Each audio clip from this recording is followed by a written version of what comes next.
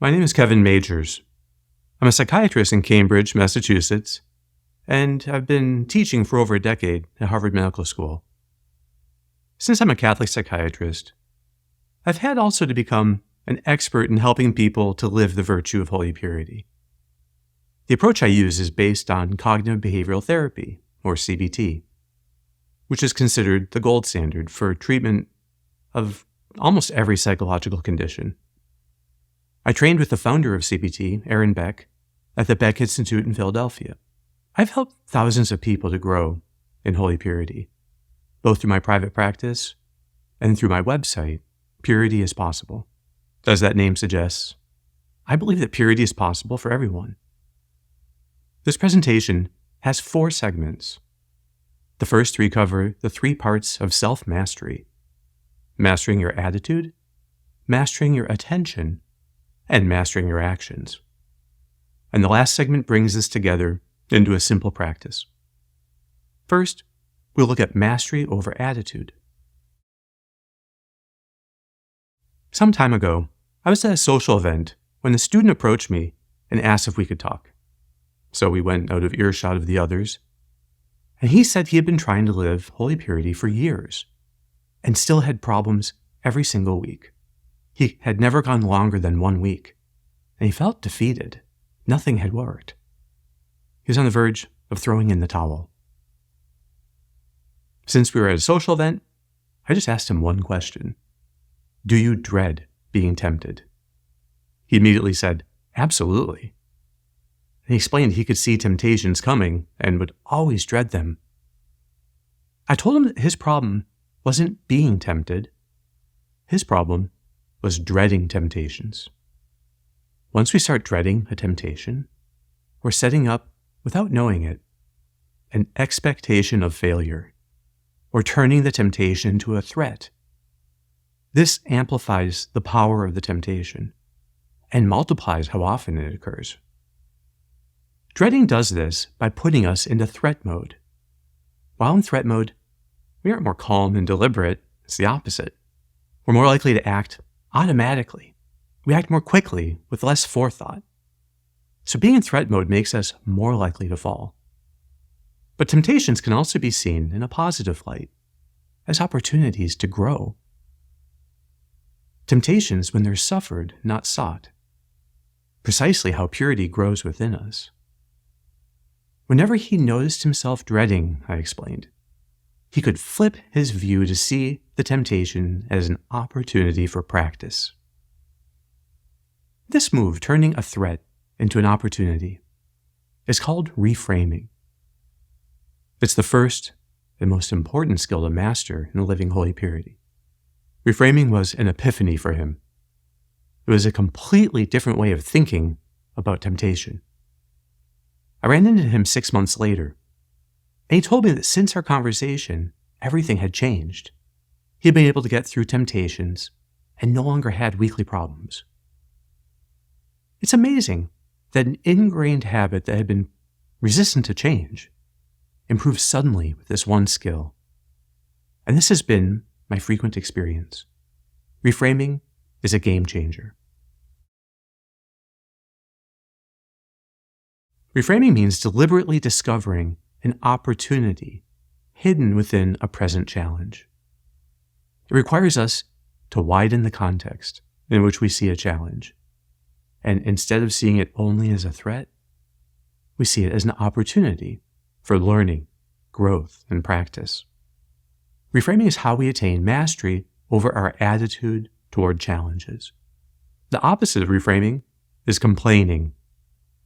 When we complain, we constrict our attention narrowly on just one negative part of the experience.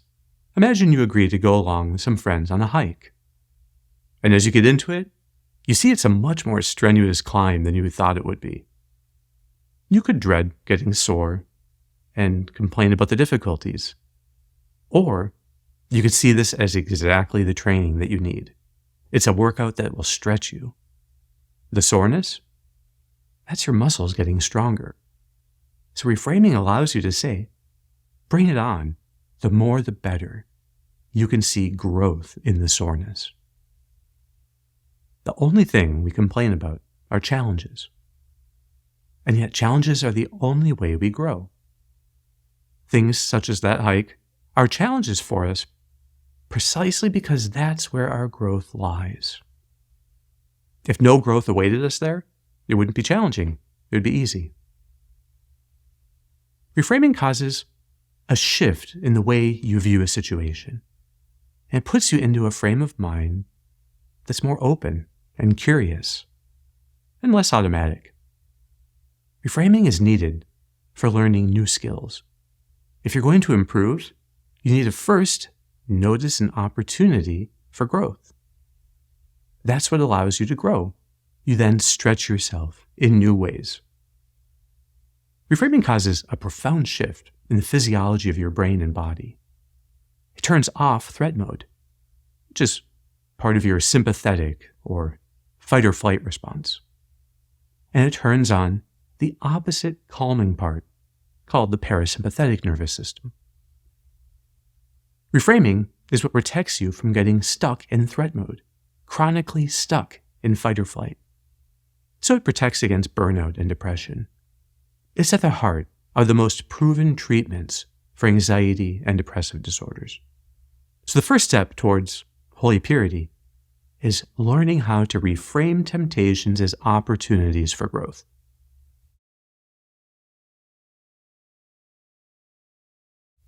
What then is a temptation?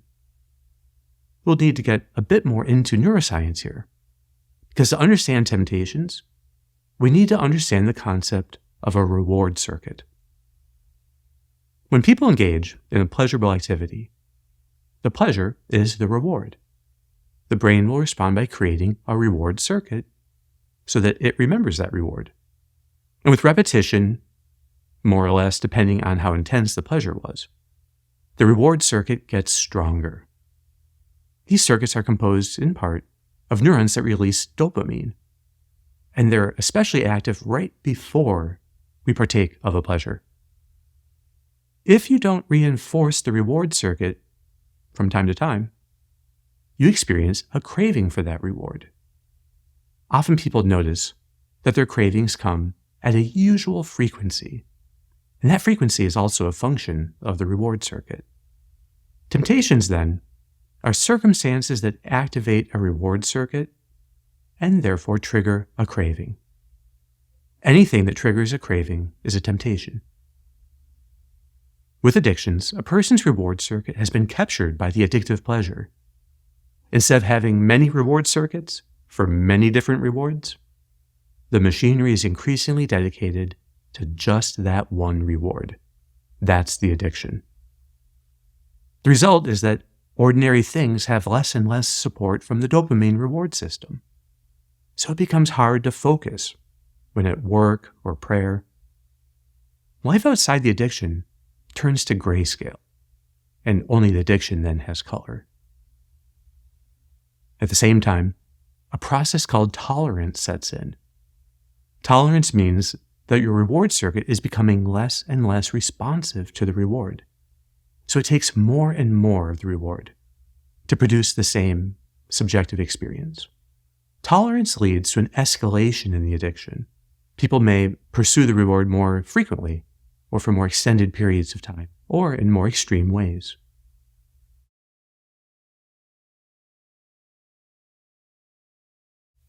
So what then is a craving? It's what's experienced when a reward circuit has not been reinforced for some period of time. Without periodic reinforcement, the reward circuit will diminish. Dopamine neurons are a scarce resource in the brain. If a given reward circuit isn't reinforced from time to time, then the neurons will be removed from the circuit and assigned to other ones. You can think of a reward circuit as a loop of intertwined neurons. And a highly reinforced circuit would be a very thick loop. If you withhold reinforcement, the circuit will hold together for a while. But at some point it can't go on. It needs reinforcement or it will fall apart. So then it's as if it gets twitchy. So if you keep withholding reward, it will get twitchier and twitchier and twitchier until finally it takes a step down in size. and its clock will reset. The twitchiness of the unreinforced reward circuit is what you experience as a craving, or even a barrage of cravings. Your brain is asking, are you sure you don't want the reward anymore? As long as you don't act on the craving to reinforce the reward circuit, it will reset, and a portion of the neurons will be assigned to other circuits. The clock resets, and then the process repeats, but this time it will be less. So if people normally act on their cravings once a week, the reward circuit will be built to last a week. And then if it's not reinforced, it will get twitchy and twitchy and twitchier, and then take a step down in size, and then wait another week. The clock of a reward circuit is usually regular. It could be as short as one day, and perhaps as long as a month or possibly 2. But gradually, as you get through the barrages, the frequency is less predictable. And eventually, the cravings only happen during periods of stress. But then even those become rare. So then, is the craving, or even a barrage of cravings, a bad thing? Not at all. It's the brain showing how shapeable it is. It's a sign of a healthy brain that's capable of redeploying its reward circuits. Cravings are the only way to get a reward circuit reshaped. They're absolutely indispensable. They should be celebrated as harbingers of freedom. As the reward neurons get reassigned, the color returns to ordinary life. One is more able to focus on what one values, what matters most. Higher goals, such as those concerning personal growth and deepening bonds, become more motivating again. So a craving is what we experience when a reward circuit is on the verge of a stepwise degradation. That's getting close to a real definition of a craving, but it could still be a little bit more precise. Why does the brain have reward circuits in the first place? They form a crucial part of how our brains prepare for the next step of what we're about to do. The central task of the human brain is to predict your next action, so that when you do the next thing, you have all your memories and associations on hand. Have you ever unexpectedly run into someone you know and had a hard time remembering their name? That's because your brain didn't have a chance to prepare itself for the meeting. We can't have every memory ready to be used at every moment. There'd be no energy left over for doing anything else. So our brains have evolved to get very good at predicting our next action. So instead of preparing for 1,000 possibilities, it just needs to prepare for a few likely ones. Or even better, just one. Modern neuroscience extends this even further. Emotions, in the new view, are not motive forces that push us towards certain actions. Instead, they are simply predictions that we will act in a given way. What we experience physically as an emotion is only a predicted readiness to act. So fear is a readiness to flee, and anger is a readiness to teach someone a lesson. A craving is a prediction that one will engage in a highly pleasurable act. The strength of the craving depends on the strength of the prediction. So a very strong prediction will produce a strong craving. Our predictions do not force us to act according to them, but they make that action easier. Still, a core of freedom always remains within us, and we can use our freedom to change our predictions. This freedom to change our predictions is what we call self-mastery. With self-mastery, we can forge new ways of acting, and our predictions will be updated. A simple way of saying this is that right feeling follows right acting. Our emotions don't show us a path forward. They only show the path we've already taken. Changing our behavior creates new facts, which then shape our future predictions. Inaccurate predictions, such as cravings that are not acted on, are wasted energy. Why ready the body for an action that won't occur? Your brain dislikes predicting the wrong thing, just as it dislikes being uncertain. So, if it keeps getting predictions wrong, it will eventually change them, guaranteed. The right actions eventually produce the right predictions. So acting on a craving, simply because it's there, turns the prediction system upside down. The prediction was meant to save your brain's energy. It wasn't meant to determine what you do. Your brain just wanted to get things ready. So acting on cravings simply because they're there turns the prediction into a self-fulfilling prophecy. Now, just to restate this, because it's very important, the craving is a prediction that a behavior will occur. It's not a request that it occur. It's not trying to make it occur. It's only how your brain prepares itself for your next action. So doing something because of a prediction is the essence of creating a self-fulfilling prophecy, and that's a vicious cycle. So why is it then that some people can have cravings and overcome them easily, while others get caught in vicious cycles?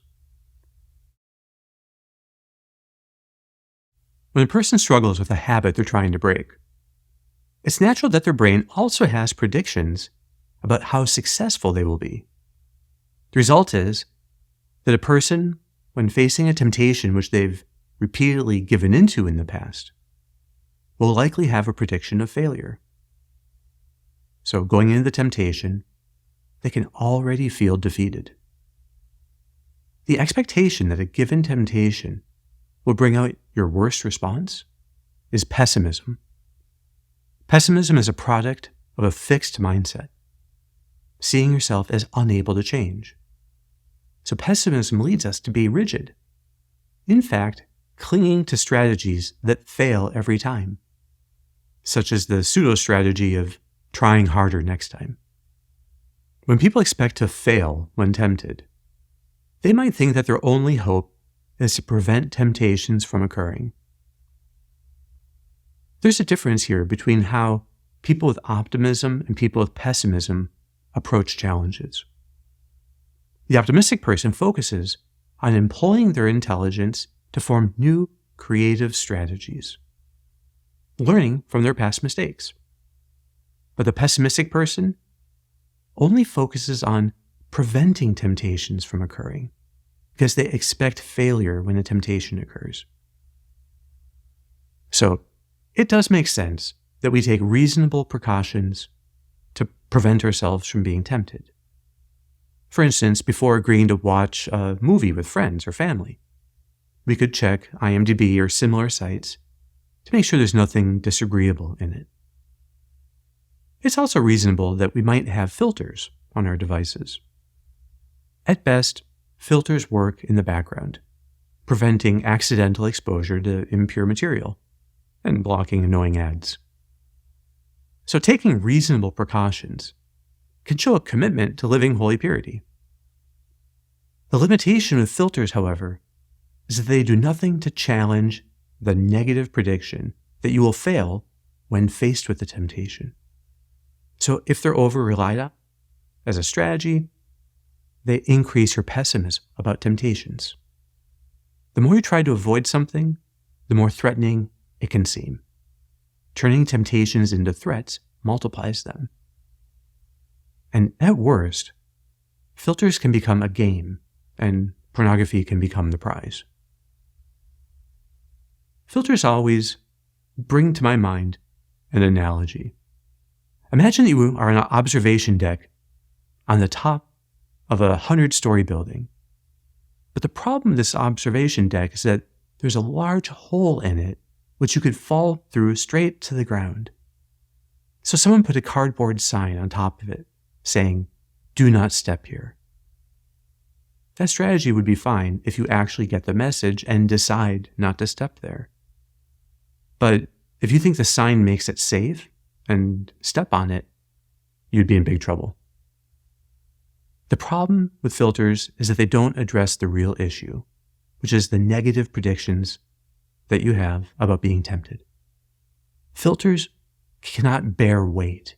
You can't rely on them in any way. It's just a sign of some place you don't want to go. So pessimism, by predicting failure, ends up making failure more likely. And the more times you confirm the prediction, the stronger your predictions become, and then the stronger the cravings we experience. Fortunately, there's a solution.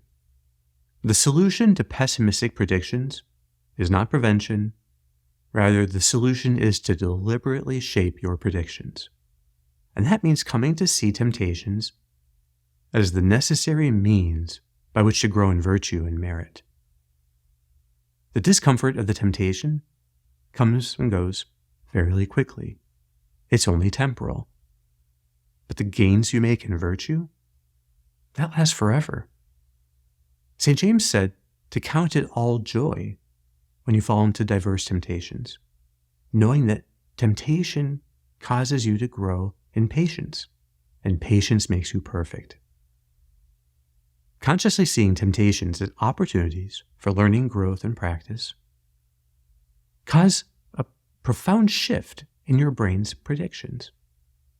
So you can learn to detect when your predictions go negative, because now you're dreading a temptation, and then deliberately flip your view, preparing your mind to make the most of the opportunity. Reframing is how you can exert a deliberate influence on your predictions. And although you may have crafted a negative prediction of failure, that prediction can be altered by reframing the temptation as a necessary part of growing in purity. Reframing, then, is the beginning of virtue. All virtue in this line of thought is a well-confirmed prediction of acting according to reason, no matter how strong an opposing prediction may be. Purity is a higher-order prediction that encompasses the prediction of the craving and then surpasses it. At the neurological level, purity is a high-level prediction of success in the face of temptations. Purity predicts that the amount of craving is irrelevant to your behavior. To have this impact, the reframe has to be a genuine intellectual discovery. So remember the student who consulted me at the party. There's likely a link between the sense of epiphany he had and the influence this reframe had on his following temptations. So he powerfully shifted his predictions with the reframe he made. Reframing means widening the context in which we view a challenge so that we can genuinely see it as an opportunity for growth and practice. Seeing the challenge in a new way can permanently alter our experience of a challenge. The neurobiology of cravings makes it easier to reframe them. Breaking addictions requires having cravings and growing by means of them. Does this mean we should deliberately foster cravings? No, it doesn't. A craving is a prediction that we'll partake in a pleasurable activity. So we don't want to do anything that confirms this prediction. And that's what would happen if we deliberately sought out cravings. So we don't grow in purity by tempting ourselves. Temptations are to be suffered, not sought. But this doesn't mean that we dread them. On the contrary, we see them as necessary as a stage in our struggle to be free from addictive behaviors.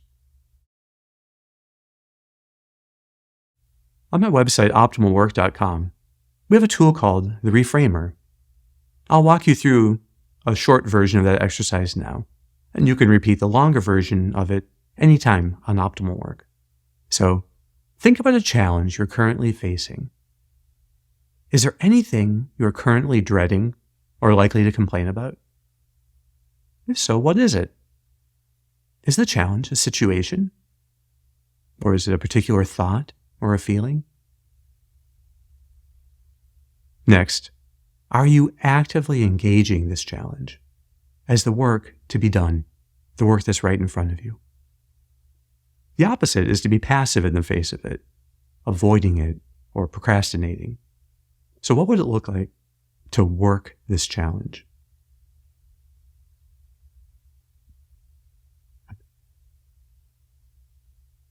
And then, can you see how this challenge is giving you a unique opportunity to grow? So if you'd already grown as much as you could, there'd be nothing difficult about this challenge. It can help to put into words what would look like to grow the most that you can in this challenge. Is there a virtue or skill that could make this challenge easy or even enjoyable? And then, will growing in this way make you more able to love and serve others? Love is a far better motivator than fear. It can completely change the way we experience a challenge. And now, by looking at the challenge in this way, can you be grateful for it? Gratitude is a sign that you've accomplished the reframe and that you can now see the challenge in its proper light. Reframing is an act of the intellect, and as such, it's perfected by faith. With faith, you can see providence revealed in every circumstance. Faith tells us two things. One, that your situation right now is the will of God. And two, the will of God is your sanctification. In this life, providence intends your sanctification, not your satisfaction. That means that the challenges you face currently are the perfect ones for you to grow in sanctity. Every moment gives us a chance to exercise faith by reframing. And it's faith that conquers complaining. Faith is the virtue that perfects reframing by allowing us to see challenges in the widest possible context. So with faith, we experience every challenge as coming to us directly from the providence of our Father God.